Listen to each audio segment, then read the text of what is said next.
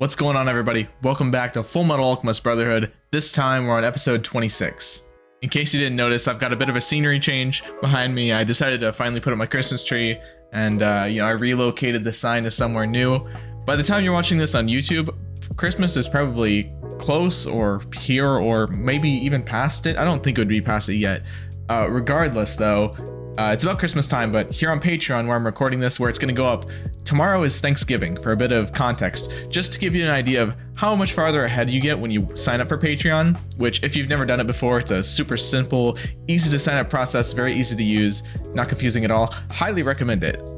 This is probably also the first time I've worn any color in my videos. Normally I'm just wearing like a black or a gray sweatshirt, but you know, I figure with it being the holidays and all, I'd spruce it up, make it a little bit more jolly looking, so why not?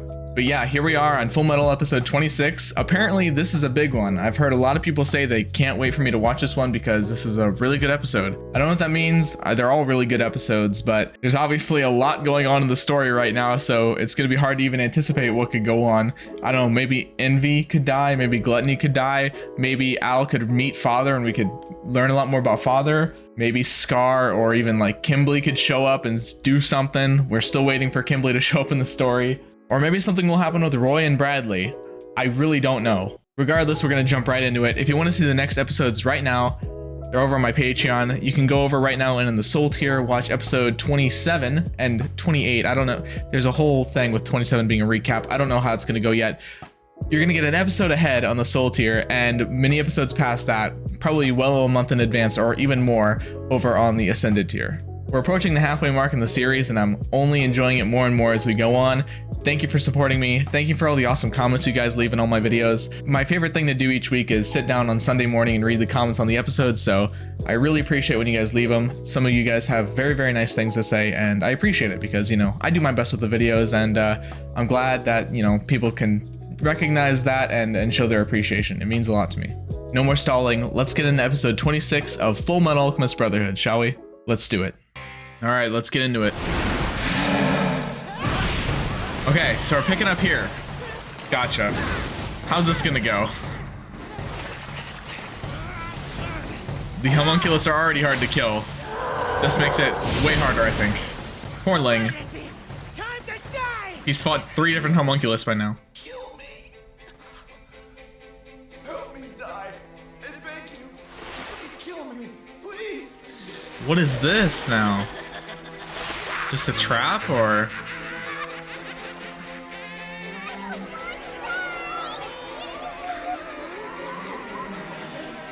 What's going on with this?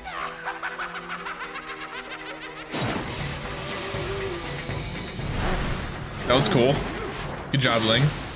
Come on, snap out of it, you idiot! Why didn't you attack him? Was that something that was just a vision that only he saw? Those are people. They need our help. They're trapped inside. That's a trick, Ed! He's a monster! Yeah, that could very well be just like a trick, for sure. Those things are monsters! Give me back my son! Shut up! Stop it! Does only Ed hear that? Is that like a hallucination, sort of? I'm done playing with you.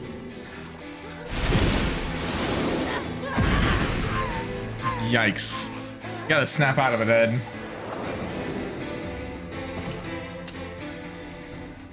Oh hey, it's the portal. I'm sorry. This is very disturbing. Oh my. No! Episode 26, Reunion. Uh-oh. What does that mean? Reunion with who?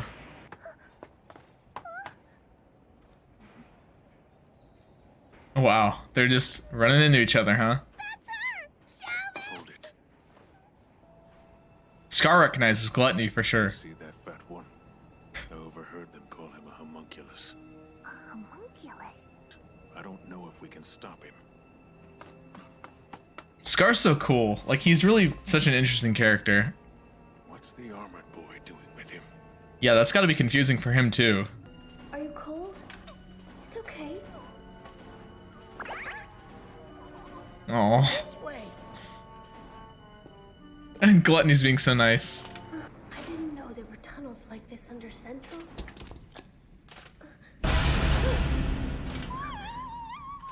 Okay, you've seen...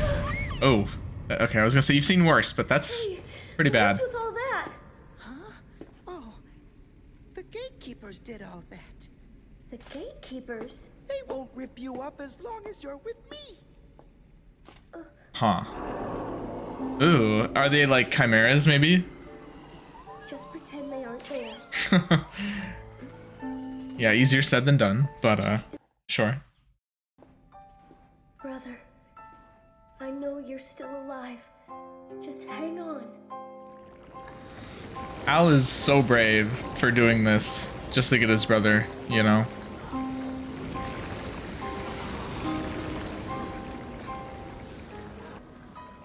After all my searching, it's right here, in front of me. Yeah, he's almost like he's in a trance.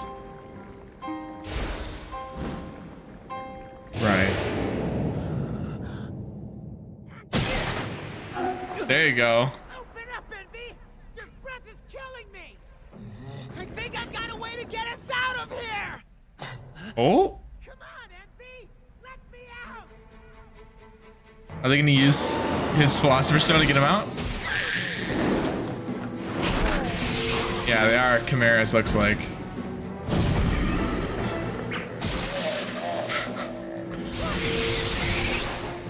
Xiaomei is too cute to... Or not Xiaomei. Mei Chang is too cute for violence. Chimeras.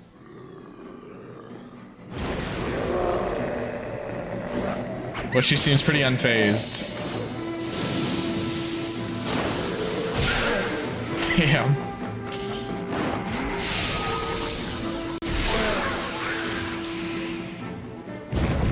It's so brutal. We know Scar is brutal, but good lord, that is pretty vile. Go into them. It's stronger here. The feeling. There's something evil beneath us. Is it more chimera? No, it's worse. Are those people?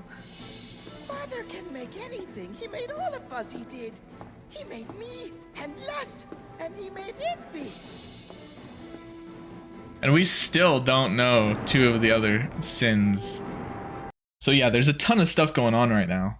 One of my community members in the Discord actually pointed out to me that in some Shakespeare play or whatever, there's a term called the green-eyed monster, or just being green-eyed in general.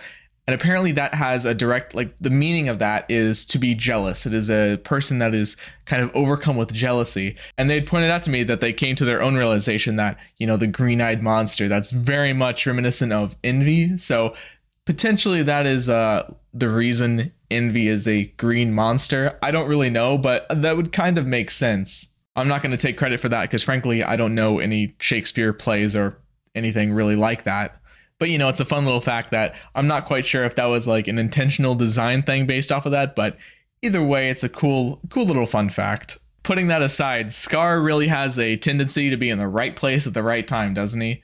He was there right after the Shao Tucker incident. He was there right when Ed started trying to intentionally look for him. And now him and Mei Chang are there just in time to see Alphonse and Gluttony go down into this sewer system. Mei Chang is someone we don't really have too much on just yet, but her character is very interesting because she seems very like attuned to the things going on around her, very perceptive. And I don't think they've like come out and said like how old she is. You know, she looks very young, obviously, but she has no problem, you know, just killing anything like chimeras that are just here all of a sudden. Granted, they're attacking her, so it's understandable, but even still, there's not really much hesitation or thought going into it.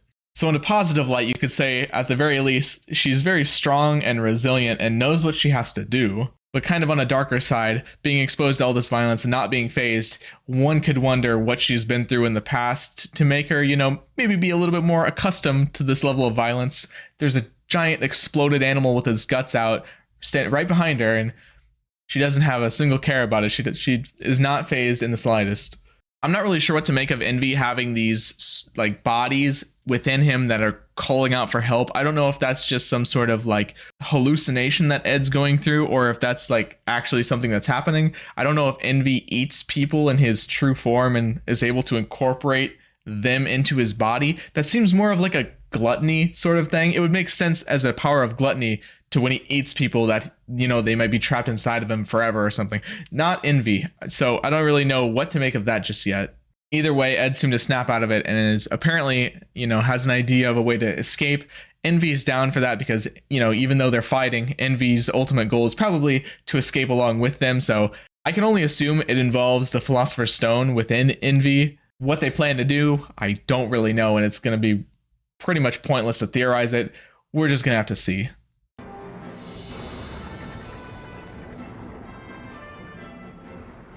You're just chilling out in the sewer, huh, Father? I've grown restless.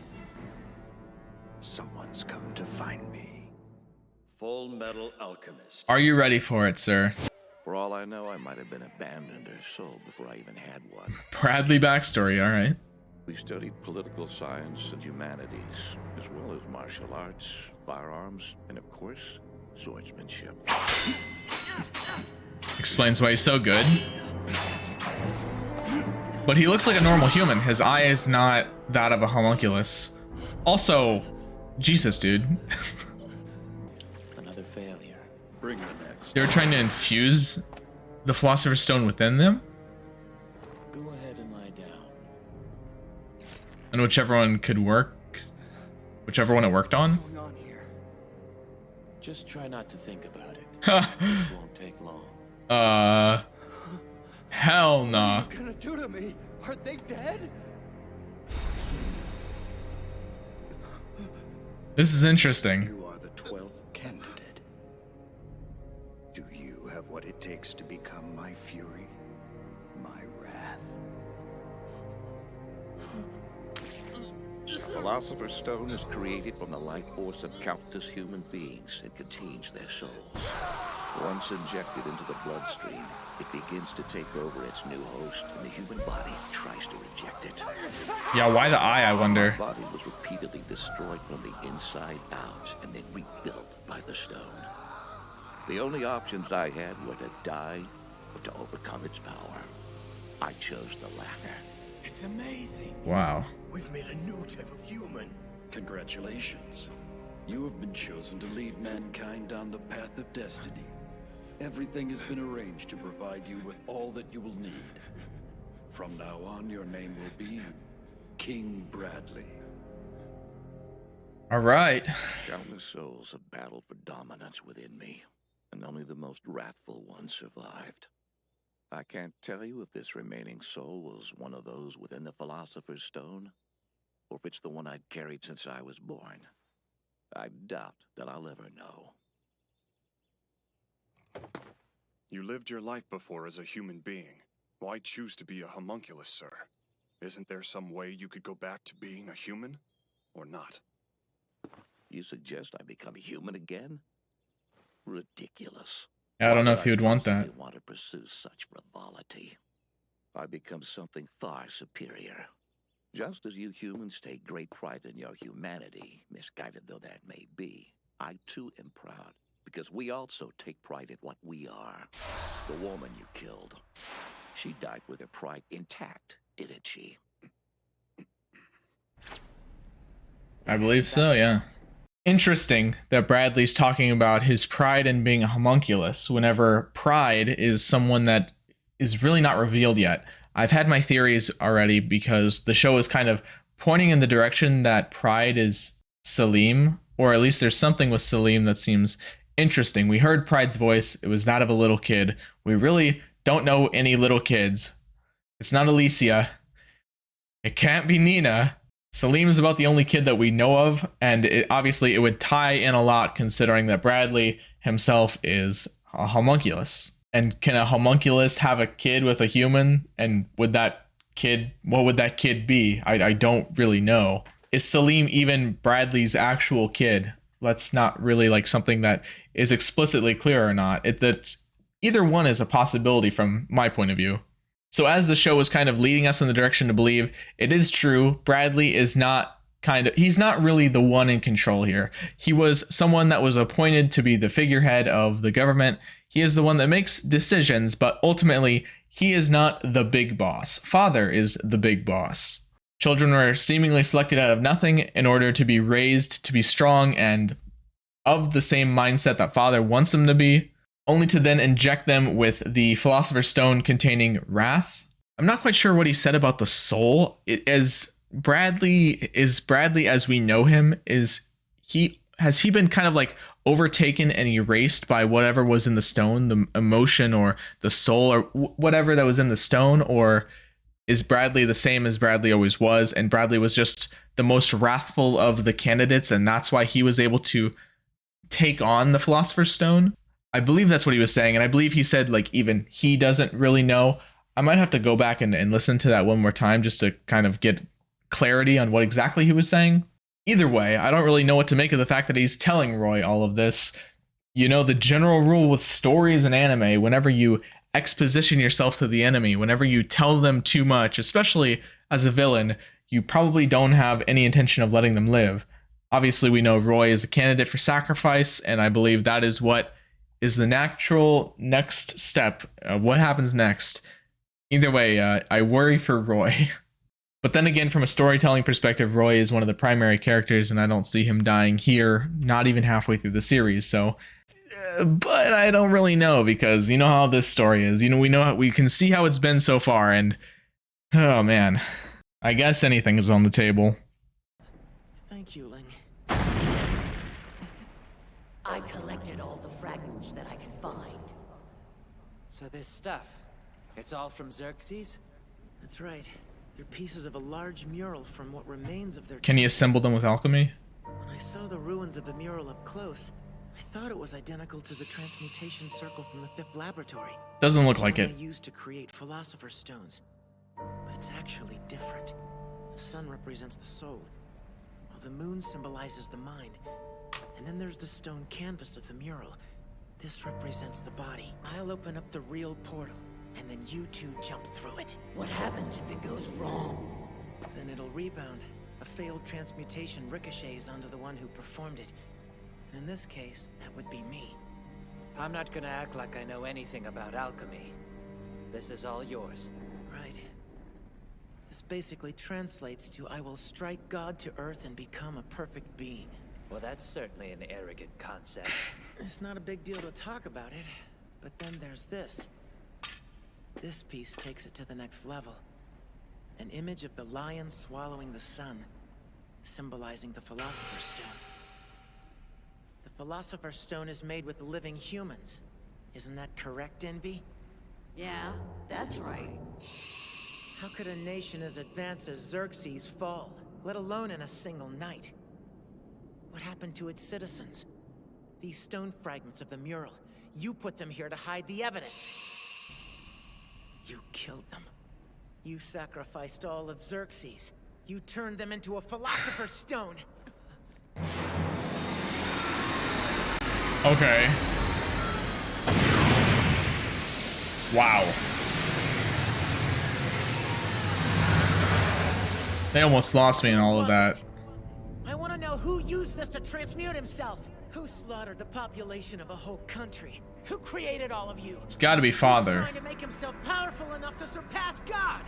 It was your father, wasn't it? Tell me, Envy.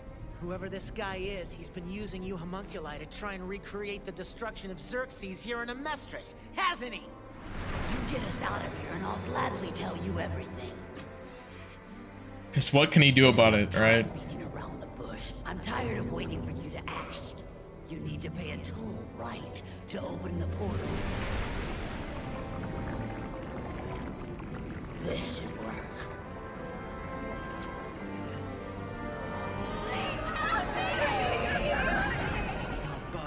And those are all Citizens of Xerxes, aren't they? right. At one time, but their minds and bodies crumbled long ago.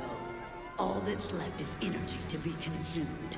They don't even remember what they looked like when they were alive. Is that pity? How childish are you? You're desperate to see these things as human because you want to believe that your brother still retains his humanity. Would you hesitate to throw a bundle of logs onto a fire because you pitied the tree they came from? These souls can never go back to being human. You have to use logic if you are to determine what a human is. Don't let your emotions decide. Wow. Would you hesitate to throw a bundle of logs on a fire because you pity the tree that they came from? I'm not quite sure what that exactly means. I could just be like, I feel like right now I'm kind of overwhelmed with everything they're talking about and everything that's happening, that maybe I'm just like thinking way too hard about it. I really don't know what to say. I don't know what to make of that. That's just, I don't know if I would say if it's gone over my head or not, but the greater implications and the greater meaning of saying that, I just don't know if I fully grasp it right now. I need to, this is easily the longest like pause that I've cut out of a video yet, just because I keep thinking about this and I keep re-listening to it and I just don't know what to make of it. Okay, let's leave that where it is and let's talk about something else that Envy said. You have to use logic to determine what a human is. Do not let your emotions decide. Now, isn't that a philosophical question for the ages? What is a human? What is humanity? What is it about us that makes us special? When do we stop being a human? When do we start being a human? These are questions that people have been trying to answer for literally thousands of years now. Many of my favorite anime such as like Parasite, really kind of drive home the question, you know, what is humanity? It's a fantastic theme, a theme that I love to think about, but also a theme that is really hard, if not actually impossible to answer. Because while yes, there is logistical ways to approach the answer to that question, there are things that can be measured, things that can be, you know, binary. Does something have this or does it not? Is that a quality of humanity that is essential? Or is there no such thing as humanity? As in, is there nothing different about us? Is it merely our intelligence that makes us what we are and able to even ask these questions in the first place? Are we merely the creatures on this planet that are, through genetics, through whatever crazy system of life that ended up with how we are? Are we just so happen to be the lucky lottery winners that landed at the top of intelligence that makes us capable of asking these questions? That's not really for any one person to decide. So I don't necessarily think there is a right or a wrong way to approach the question of what is humanity, because the question in itself is kind of a mystery. You can approach it with logic, but you can also approach it with something like emotion. I think if you were going to try to answer that question, it probably needs to be a bit of a mix of both. What we do know for sure is that Al certainly has a lot more of what you would probably consider humanity than the creatures or the former people that Envy is made up of. The people of Xerxes that are now fused within Envy are kind of like Envy said, broken, shallow, almost mindless creatures that kind of cry out for help. We don't know if that's exactly the case, but so it seems to be. Whereas Al is essentially what we would consider a normal human, just in a different state of form. I'm not quite sure if Ed is really trying to cling to the fact that Al still retains his humanity. I don't really think that was a doubt that Ed ever had, or at least not externally. He never outright said it, or at least I never got that vibe. It's not something I ever questioned if Al is still what a proper human is. I think the show has a very strong thematics around the idea, around the concept of a soul. The show seems to suggest that the soul is pretty much an essential part of what being a human actually is. At least it seems to me that the soul is kind of where the humanity resides within, but the body and the mind are sort of tools that are what make up a human being. Or maybe I have it backwards. There's some sort of dichotomy happening with what we, you know, a standard human and a homunculus. Lust saying that she's just as much of a person as, you know, Roy was is an interesting statement that I keep going back to, because Envy seems to be contrasting that and Bradley seems to be contrasting that too. Maybe I have the wrong idea about it. I don't know. But the anime definitely has some sort of point it's trying to make about the things that combine to make up what we know as a human, the mind, the body, and the soul. And they made that very clear with the portal ruins, you know, the circle or whatever you want to call it. I don't know. I'm really going to have to like think about this one a lot more. I cannot do on the spot commentary about it because I don't really know what it's trying to say yet. I feel like I'm almost there. I feel like I have the pieces. I'm just trying to figure out how they fit together. I've been paused for like 10 minutes. I need to finish the episode. It's still got a few minutes left. I can't sit here and think about this all day, otherwise I'm gonna get lost in it. Let's get back to the episode. Ling, this might not work out for me. If so, you I didn't even talk about what he's trying to do. plans. I'm not that concerned about him, Estrus. It's not my country. Are you serious? He'll do it though. You've got people you love waiting for you, don't you? So just make it back alive. And tell them yourself. Right. Be confident. Even though there is no precedent for doing this.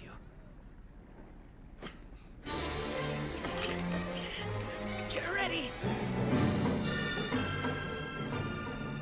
That pose he makes when he transmutes. I knew it reminded me of something. He almost looks like he's praying. Interesting.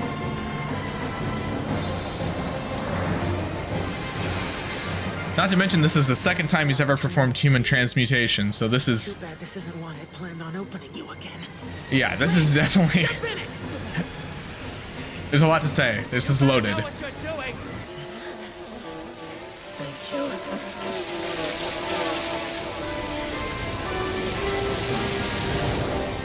I'm assuming it's using the people of Xerxes as the, you know, the equivalent exchange. So this is it? Your father's on the other side? Mm-hmm, that's right. There has to be a way to rescue brother in here.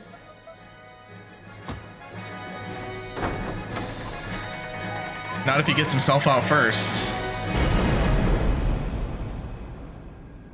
Cool transition. Were there always two portals? Is that him? Or is that... Who is that?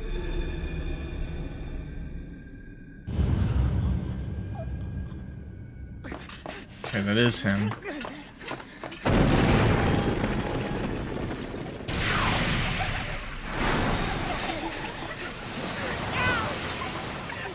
No, that's Al. That's Al's body. Oh my god, I didn't... I can't. I can only leave with my own soul. I'm sorry I can't go with you.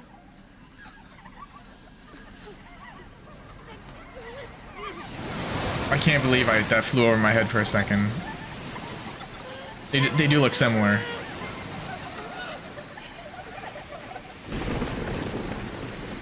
I'm only used to seeing kid version of Al.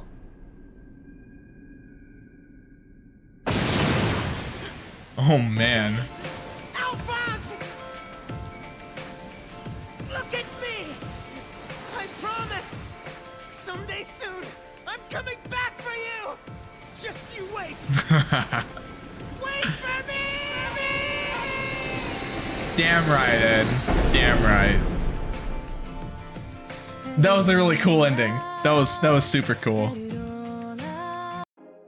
That was one hell of an episode. Wow, wow, wow. Man, these episodes have just been pretty consistently overwhelming to me. There's so much to talk about and so much that I still kind of frankly don't understand, but man. All right, let's talk a little bit about what happened at the end of that episode. So Ed performs human transmutation for the second time. I can only imagine the fear and trauma he would have for that, not only because is he doing something that has completely altered his life, the thing that has changed his life and Al's life so completely, but here he is, he's doing it again, performing it on himself with literally zero precedent on how that works, and having no idea if he's gonna make it out the other side or what's gonna happen to him, his body, his soul, or any of that. But after everything that's happened with everything and everyone at stake, you can tell he didn't have to think about it too much, or he didn't have to hesitate too much. It was kind of an all or nothing play, and he kind of, you know, Ling hyped him up a little bit. He got him the confidence to say, you know, I'm not relaying your message for you. You're gonna come out the other side. You're gonna do what you have to do. So, you know, don't stress it. And then we have that whole scene with him meeting Alphonse's older body in the portal between two doors. doors are something that are commonly used as a metaphor for change or putting a part of you in the past, or doors typically are a very common literary device in stories, and being in a space between doors is a very interesting thing. I'm not quite sure what they mean. They could mean a few different things by that. Definitely interesting. But he runs into Al's body, which is obviously separated from his soul. I thought it was Ed at first because, you know, blonde hair, blue eyes, and, you know, it's an older Al, which we've never seen, and it's malnourished. And with them being brothers, they do look similar. My bad. I'm probably going to get roasted for that one. It was a very quick misunderstanding. But misunderstanding aside, Ed literally powered his way back through the doors of truth to look at Al, and I knew what he was going to say. As soon as he did that, I knew he was going to say, I'm going to come back for you. I'm going to get you out of there. I'm gonna get you out of there.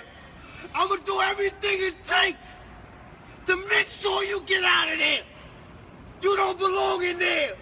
Like, what a seriously cool moment. That was about as badass as you could ask Ed to do. And it really shows the development and the growth in his character and the way he thinks about things, and then the action he takes. He doesn't hesitate. He says what he wants, and he does. He's performing. He's doing things so successfully. And you know, it is really a good reflection of what Winry observed. Ed is growing up, he's maturing, and you can tell not only physically, but mentally as well. This is like a 24-minute episode of anime. You know, take out the intro and the outro, and you've got 20 minutes, and yet I've been sitting here recording for an hour just because of how much thinking I've done, how much talking I've done. So I need to end it here before it gets any more out of hand. Thank you guys so much for watching. What an episode this was. I am very, very excited to get into episode 27, which I believe is a bit more of a recap, but I believe there's more to it. I would appreciate that. We've had so many absolute bangers of episodes back to back to back. So much information being dropped, so much to think about, so much to kind of dwell on. I think an episode like that is actually something I really, really need right now to get some more time and more whatever, just to digest everything that's going on. So I look forward to it. I will see you guys in the next episode. Take care of yourselves, and, you know, depending on when you see this, have a good holidays. Later.